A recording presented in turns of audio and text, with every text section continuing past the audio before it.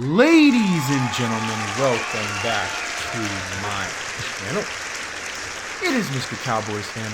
Of course, before we proceed into the video, leave a like and subscribe.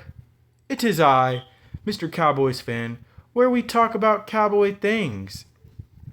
Okay, so for tonight's late night talk segment, we are going to discuss cowboy plays like this one.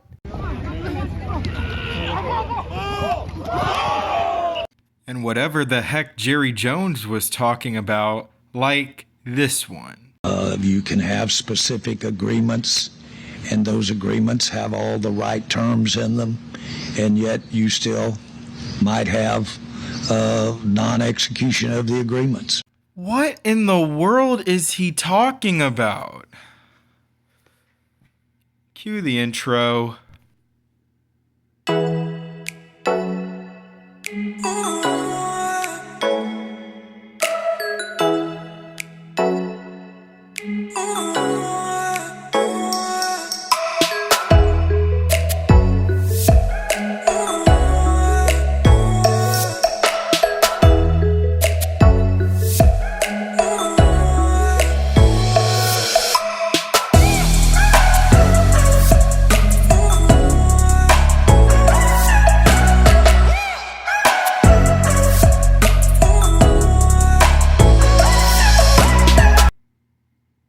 Ladies and gentlemen, it is Late Night Talk, episode 29, and here we go. Alright, so, for starters, well, I want to talk about some stuff that I heard from day one of training camp today. I saw Voch Lombardi earlier today. Well, not saw. I saw. Saw the video on Voch Lombardi today, with Brian Baradas, and basically Brian Baradas just kind of gave us a little bit of insight on what day one was looking like. For starters, he was talking about how Dak Prescott and Cooper Rush looked really good. They looked really good out there. You know, Dak obviously was making some nice throws. Obviously, I mean, he's one of the top quarterbacks in the league. And was talking about how Cooper Rush was making some throws too. It's just that his receivers, they gotta hang on to the ball, man. I'm talking about you, Jalen Brooks. Come on now. You know, I saw that clip. But yeah, and I'm not gonna lie, bro. I mean, is it just me, or does it look like Cooper Rush? He might have, improved on his arm strength a little bit, or at least improved on his velocity, because that's not an easy throw to make. All right. And no, I'm not trying to cause any quarterback controversy over here, but all right, I'm just saying that's not an easy throw to make. You know, he was rolling out and throwing it about 40 yards down the field from what I saw, and the ball was dropped into Jalen Brooks' hands, and he couldn't corral it. He just dropped it. He just dropped it. So, it is what it is. But Cooper Rush, made some nice throws out there as well. But what he was also talking about is that, well, first of all, Trey Lance threw an interception in his first day one of drills. But I saw the interception, and it wasn't really his fault. The ball went off the hands of the running back, and then it ricocheted and went into the hands of the linebacker, so it wasn't really his fault. But just talking about how Dak and Cooper Rush were really they were really pushing the ball down the field. They were actually attacking, attacking, attacking, attacking. All right. And, you know, Trey Lance, on the other hand, who, listen, like Vach and Brian kind of discussed, you would think that the guy who a lot of people have a lot of high upside in, and that he could very well possibly beat out, Cooper Rush for the backup quarterback job, you would, because of his athleticism, and that he's just physically better than Cooper Rush. Physically he's better than Cooper Rush. But, you know, then he goes out there and he's not really like, you know, throwing a bunch of deep passes down the field to guys like you would expect. He was really throwing a lot of underneath stuff, and there were even times where there were guys open downfield. Jalen Brooks actually burnt, Deron Bland. He got behind Deron Bland on one play, during a possession. He got behind Deron Bland and was open down the field, but then Trey Lance instead decided to, decided to target underneath. Now, I can't remember exactly who the receiver was, but he just decided to, target underneath. He was basically, from what I was hearing, he was throwing a lot of check downs and wasn't really like pushing the ball down the field, wasn't really throwing it, deep down the field or anything like that. And look, I'm not going to be concerned about any of this because it is only day one of training camp. And a lot of things that we see today will not, you know, will probably more than likely not be the case, of course, like maybe a couple days down the road, a few days down the road, what we are hearing or seeing, of course, in training camp, day one, we don't have to take that very seriously, because it's just day one, you know, it's just day one. And that's just the fact of the matter. So, Trey Lance, while of course some people may be a little bit concerned about him not seeing open guys down the field, it's one thing to just be so quick to want to check it down every single time and like guys are just maybe not open downfield. It's another when you have guys open downfield, but you're just like, I don't know, too nervous or something that you feel like you have to target every single person underneath, you know. But again, it's only day one, cut the kid some slack, he'll learn and he's gonna look at the film, tomorrow, or maybe they did that after practice, look at the film, and notice that, and he's gonna be like, okay, I'm not gonna make that same mistake again, you know? Like, it's day one. He's getting everybody first day jitters, Like, I mean, that's just what it is, Everybody's trying to get their jitters out of the way now. And, like, that's all she wrote.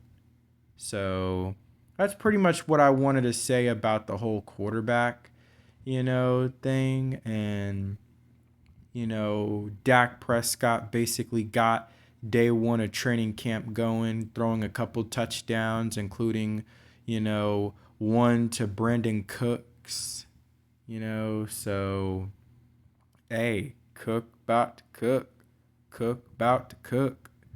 But like, hey, that's pretty much what I wanted to say about the quarterbacks.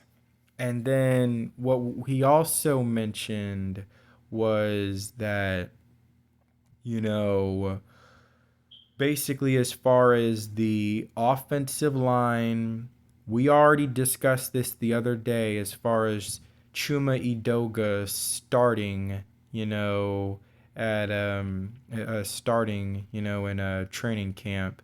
I already kind of went into that, kind of coming to that realization and feeling that way, and a lot of it also coming from just straight up, you know, denial. But I think that, I think I'm pretty confident in the take that I made talking about how, listen, Chumi Doga is not going to be the starter. He's going to come in and start off the first part of training camp, and then they're gonna slowly try to fill Tyler Guyton in so he can continue to, learn, because they don't feel like he's truly ready quite yet. They want to continue to, get him to learn and then slowly start to put him out there, because at the end of the day, this is a training camp. This is a camp battle, ladies and gentlemen. This is a camp battle. And I mean, they're not going to just let a couple of rookies who just got drafted also respectfully high too.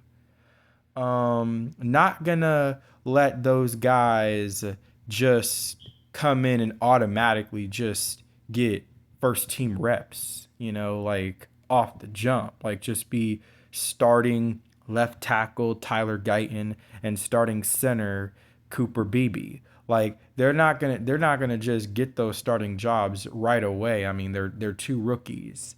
So yes, Chuma Idoga and Brock Hoffman were out there on the starting offensive lineup.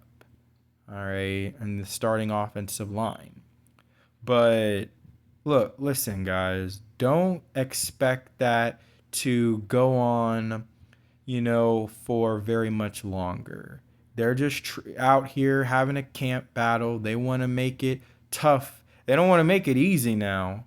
They don't want to make it easy on the guys and just automatically let them win it, because it's like, what's the point? Like, where is the victory and all of this? Because it's like, it almost feels like you didn't earn it. Remember when Tyler Smith, was first in for the Dallas Cowboys? He didn't automatically get the starting job. They had Connor McGovern out there taking first team reps in training camp before him, so he wasn't just automatically the starter. They said, look, kid, you're a rookie and you're a hot shot, like coming in trying to make a name for yourself, but we're not going to just make it automatic for you that you're just the starter day one. Like, no, you got to earn it. So that's what they're doing right now with Tyler Guyton and Cooper Beebe.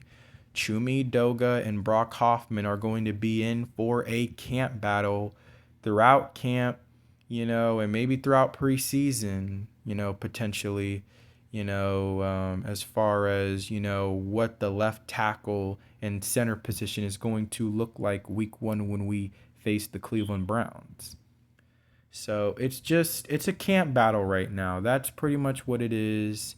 Not too concerned about whether or not Tyler Guyton is going to beat out Chuma Idoga for the job, because I'm highly confident that he will.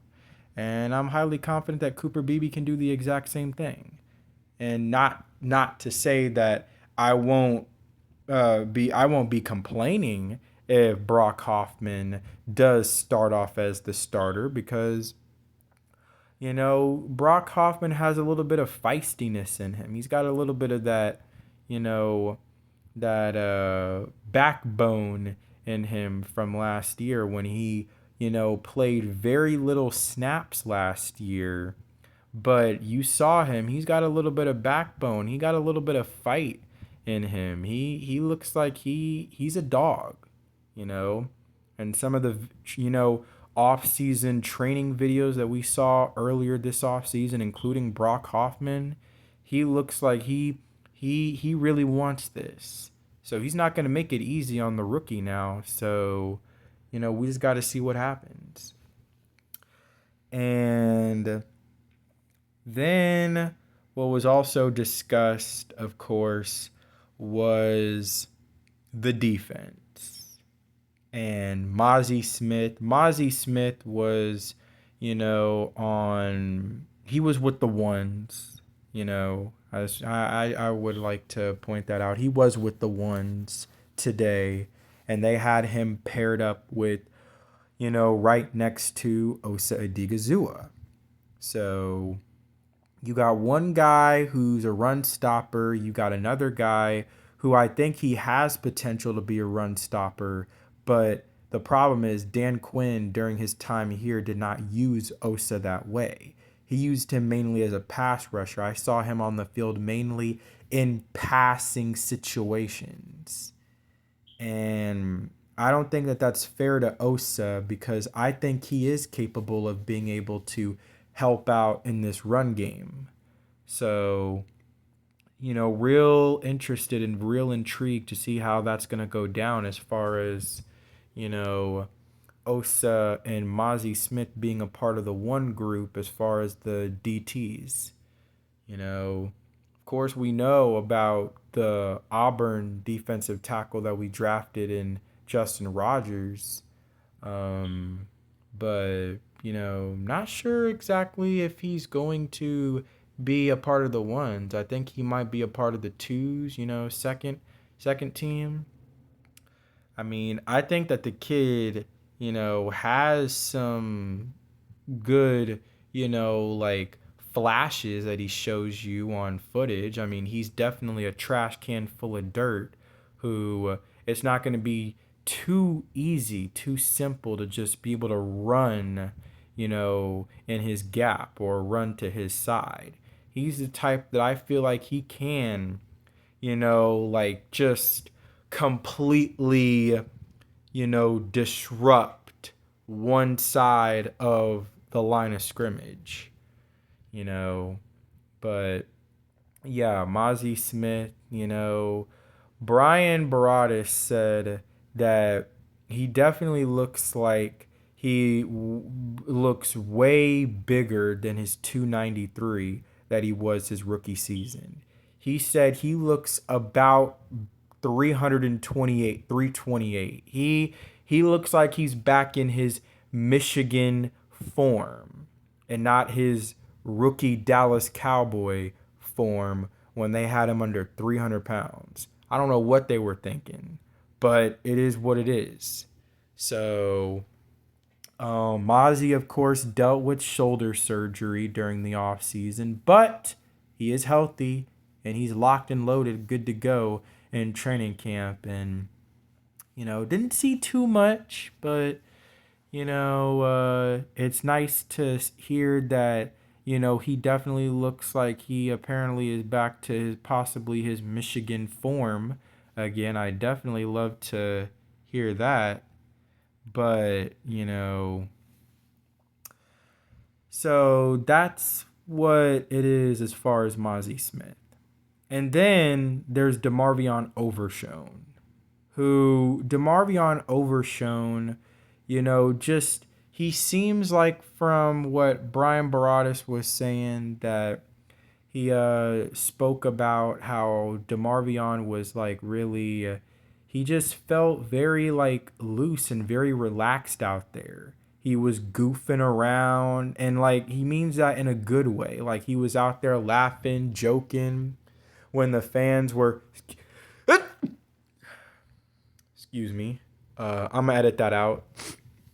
But anyway, so yeah, but he was just laughing, joking when the fans would kind of just, say holla from, you know, the stands and stuff, the crowd. He was acknowledging them, being like, hey, what's up? Like, just, he seems very relaxed where he's at right now, you know? And where, speaking of relaxed, it just feels like everybody on this team right now is relaxed right now. It feels like Dak is not too concerned about CD not being at training camp, even though I am. Um, a lot of guys, Tyler, there's a clip that I should definitely, put in for you guys, for tomorrow's video that I'm going to make. Day two, day two. I'll put in a little clip of what Tyler Smith had to say about the situation as far as CD not being here. Um, but pretty much, like it feels like a lot of guys are relaxed. They're not too worried about CD not being there because they understand that CD will get his money, and when he's ready to want to come to training camp, then he will be there, and he will be out there getting ready to do business. But yeah, it just feels like everybody feels great. Everybody just feels good where they're at right now. Dak Prescott seems like he's living his best life right now. I mean, he's relaxed. I hope made a whole video talking about he looks like he's ready.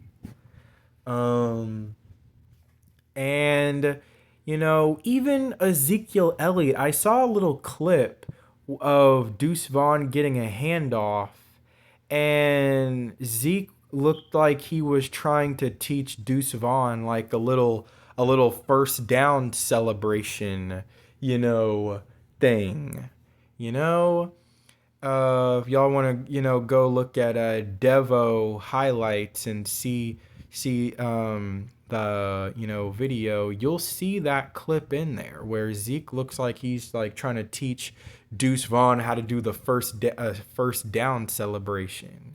So I like seeing that. I mean, you got a guy, these guys are so relaxed, so laid back, including Ezekiel Elliott, where they're very relaxed and chilled and laid back enough to just, you know, teach a guy how to do the first down celebration. It's a beautiful sight to see. I love to see that.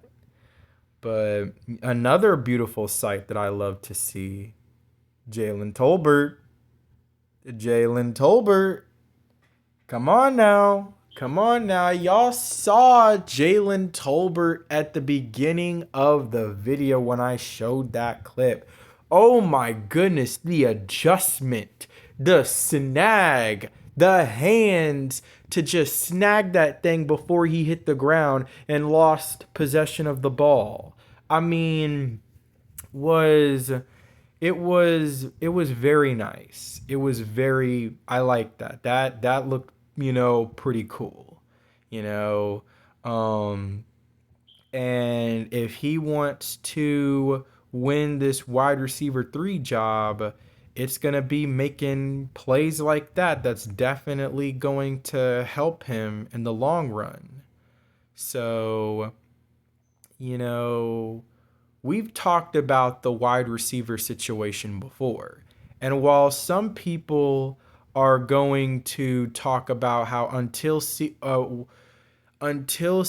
Lamb is there, this Dallas Cowboy receiving core, it looks like trash right now. Well, I would think the exact opposite. I would say that currently, right now, with CeeDee Lamb, don't get me wrong, I still want CeeDee Lamb to be here.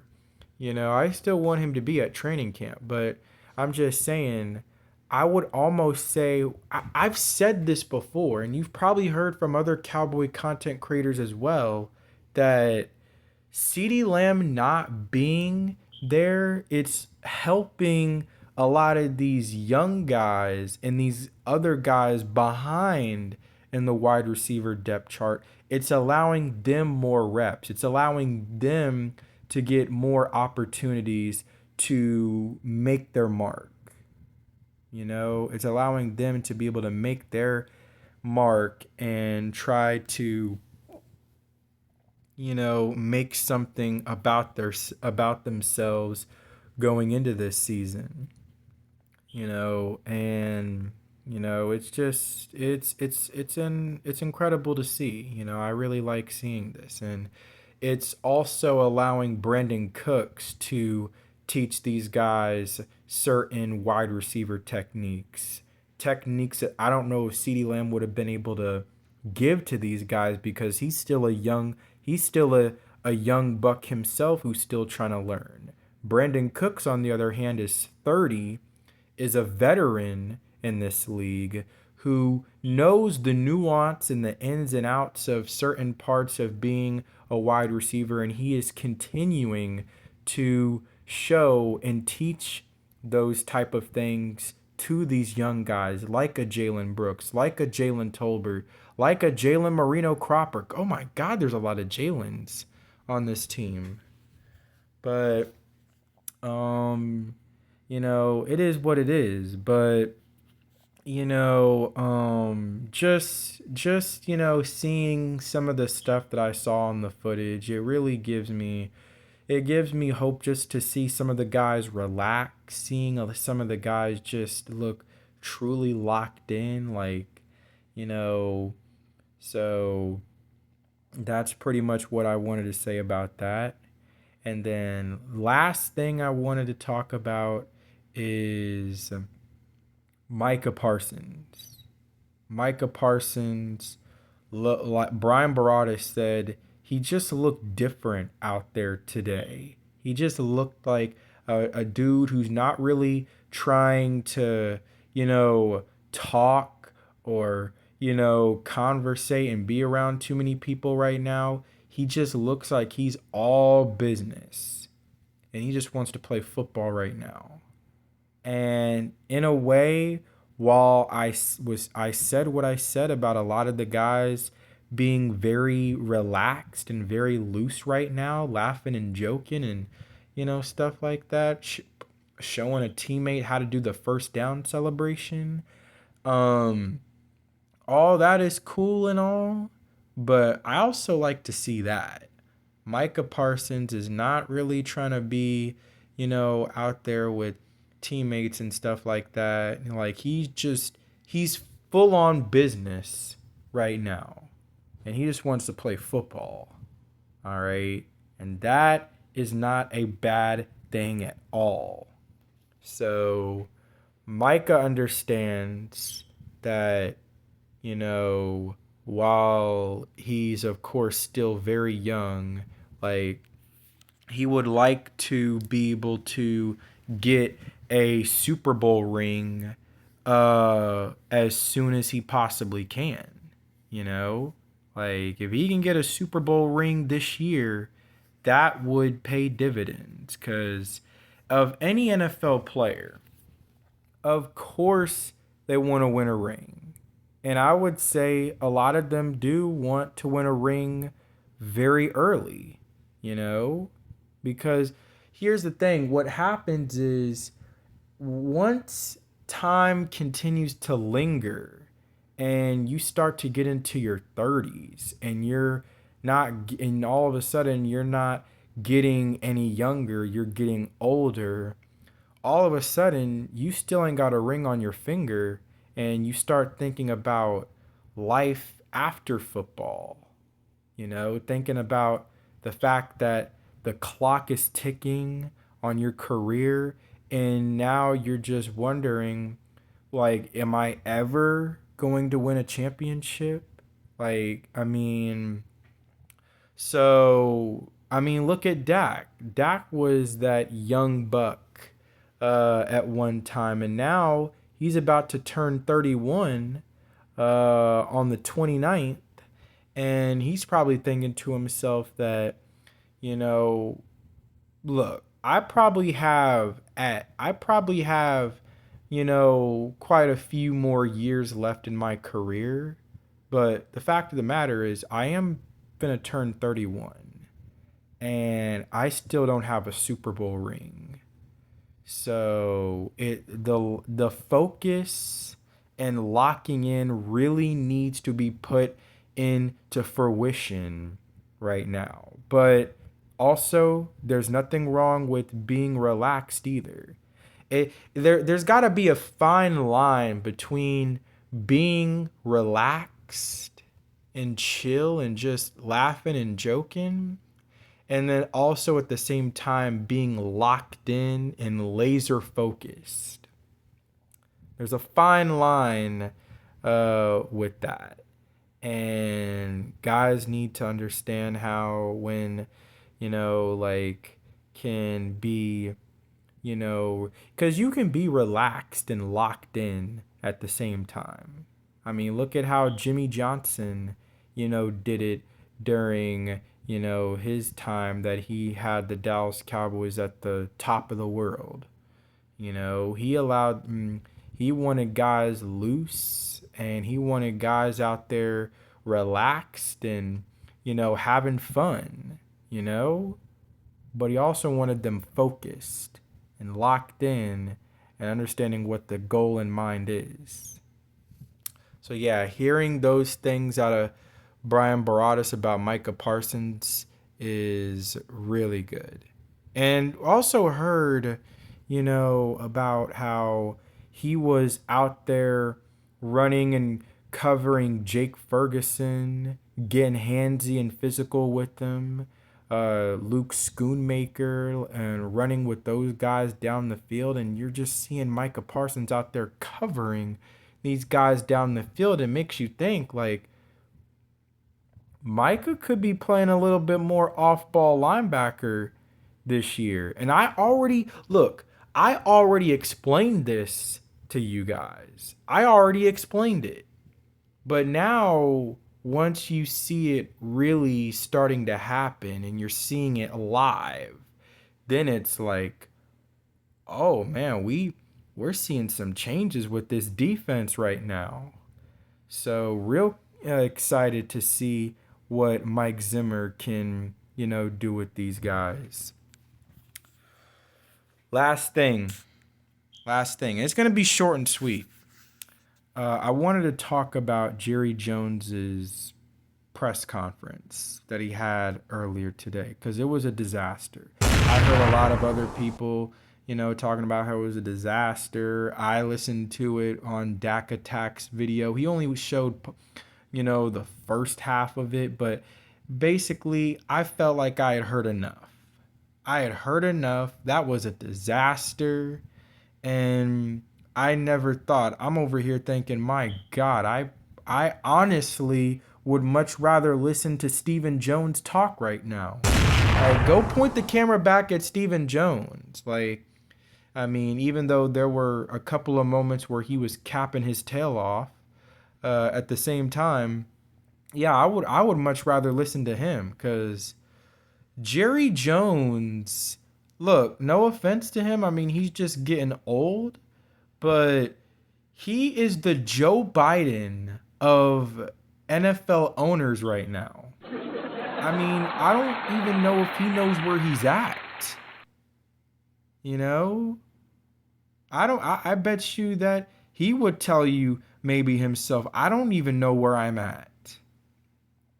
Like, I mean, just some of the stuff that he was saying, you know, ambiguous or I can't even say that word because these aren't even like vocabulary dictionary words that I even ever use. Like I forget exactly how you even, like pronounce that word ambiguous or whatever. I don't even know. He was just saying he all of a sudden he just started saying a bunch of words, man. Like um and at one point he was talking about like how he isn't really like in a point in a stage of where he wants to get better as far as the team wants to get better. I mean, it was ridiculous, man. I mean, that press conference was a disaster by Jerry Jones. I'm just sitting here just like, bro. I mean, look, God bless Jerry Jones, but the fact of the matter is the dude needs to step aside. He needs to step aside. Chad Ochocinco on Nightcap one time spoke about this, how Jerry needs to get off of the camera. He needs to. Unfortunately, I don't know if he can avoid it anymore. I almost feel like the reporters love him. I almost feel like they love hearing Jerry Jones talk a bunch of nonsense because it's great for television. Like, I mean, I don't know. You know? Like it is what it is, man. This I just wanted to keep this short and sweet. Jerry doesn't know what he's talking about. I mean, as far as I'm concerned, like I'm questioning how he's running this organization right now. I don't even think it's him running the organization at this point. He's too old. I think it's Steven that's running this organization at this point. But it is what it is. Speaking of Steven, he said a little bit of some interesting things in the, press conference, like he, talked about how there are positive talks and, whatever about, Dak Prescott and CeeDee Lamb's contracts. And look, the fact of the matter is he was speaking some facts. He was talking about, look, the fact of the matter is you get all of this done, but guess what? Next year we're gonna be sitting here and there's gonna be another guy, who's gonna be in line for a contract or a restructured contract. You know, like I mean that's just how the business of football goes. That's how the business of sports goes. So, I mean, like it is what it is, man. Like I mean, he said what he said. And look, I right now we just got to take his word for it right now because I mean, we have not much else to lean towards right now. So, he said what he said about the contracts with Dak and CD right now and we just got to wait and watch and see what happens. With that being said, though, guys, let me know your thoughts and opinions in the comment section. Like this is pretty much a new like thing that I want to do for every late night talk episode. As far as what y'all saw at the beginning, that intro.